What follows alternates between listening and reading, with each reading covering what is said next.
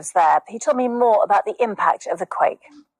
As much the time is passing, more detail coming out, more casualty, more destruction, and more injured in the region. At this moment, actually, we're talking about two major cities in that region. Sarpol Zahav and Qas Shirin has been the most affected area, but also we don't have much information about the mountainous villages. Don't forget that region is a mountainous region between Iran and Iraqi border. There is tens of thousands of people actually living in the villages with the narrow roads, and most of those roads are actually affected by the earthquake, has been closed. So emergency crews reaching there is much more difficult for them. I had contact from some people in the villages in that region. They said our village almost 80% destroyed, and the emergency hasn't reached there. So I think the number might be higher, but at this moment there is a lot of effort by the government and other agencies actually to help those people who are affected. But in the other side of the border, if you look,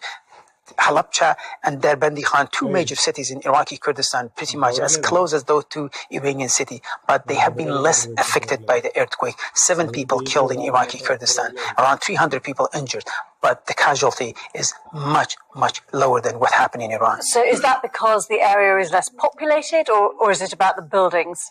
Well, one of the reasons is less populated because Saddam Hussein destroyed many villages and many cities, and the Kurds later they rebuild it. There are new buildings. They're using better material with better quality, possibly. That's one of the reasons actually we see less destruction in Iraqi Kurdistan than Iranian region. But even in Iran, some of those buildings who collapsed last night have been built by government-funded project, and right now people in that region complain actually. They said they didn't meet any basic standard to resist earthquake. That's why we have a high number of casualties in that region.